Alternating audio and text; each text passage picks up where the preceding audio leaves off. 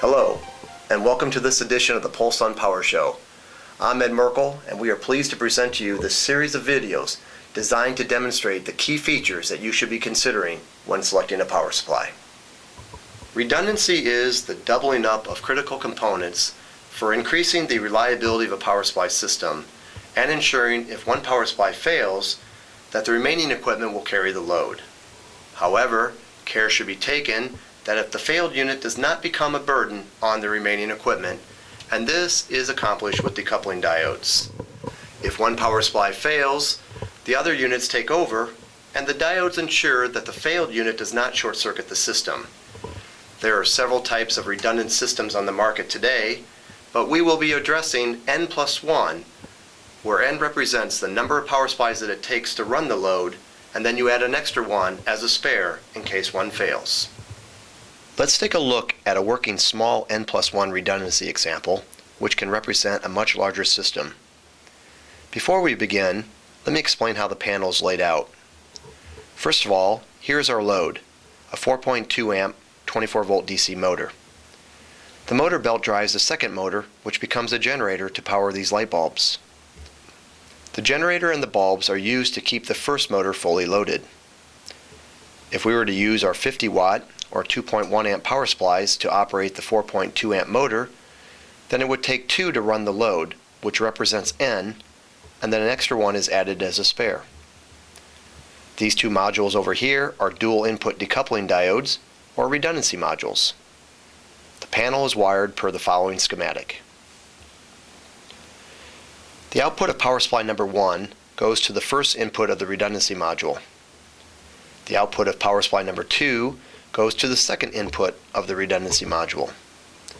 The output of power supply number 3 goes to the first input of the second redundancy module, and since we do not have a fourth power supply, the second input of the redundancy module is left unused. The output of the modules are tied together to make one common bus, and then pass through the ammeter on the way to the motor.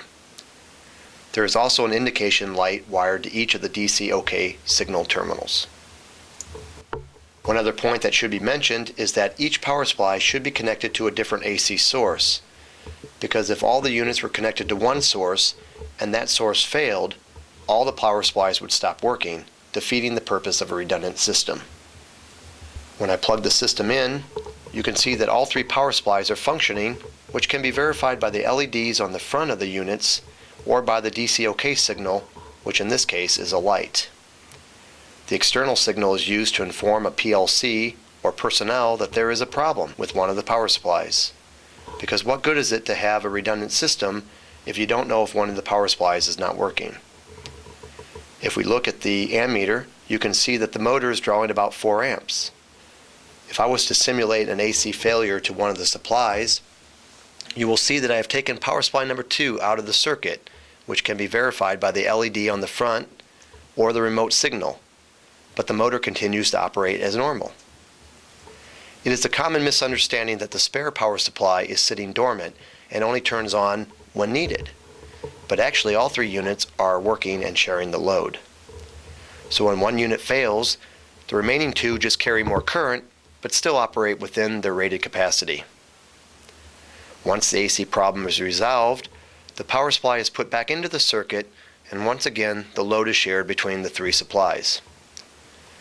If one of the units failed in a shorted condition, normally the DC bus voltage would go to 0. However, with the protection of the diodes, the motor is allowed to run. If I take this wire and place it across the output of power supply number 3 to simulate a short, the power supply stops functioning, but because of the redundancy module placed downstream, the motor does not turn off. Once the short is removed, the power supply self-recovers and continues to carry current. I can remove the decoupling diode from power supply number 3 circuit by placing a shorting wire across the input and output terminals of the redundancy module. If power supply number 3 is shorted again, the load will stop working because the diode is no longer there to protect the DC bus voltage from going to 0. You can see that the motor turned off because a short in one power supply that is connected in parallel affects all the remaining supplies. As before, once the short is removed, the power supply self-recovers. Redundancy is used primarily when downtime is unacceptable, or when the cost of the extra power supply far outweighs the cost of the downtime. The benefits of using standard off-the-shelf components to build your redundant system are easy to see, and as your system grows, you have the flexibility to add more supplies without the need of rewiring your whole control system. Thank you for joining us today. If you have any additional questions, please call us or refer to our website where we have additional information on our products and applications. All of us at Poles want to thank you for joining us today, and we look forward to seeing you on our next edition of Pulse on Power.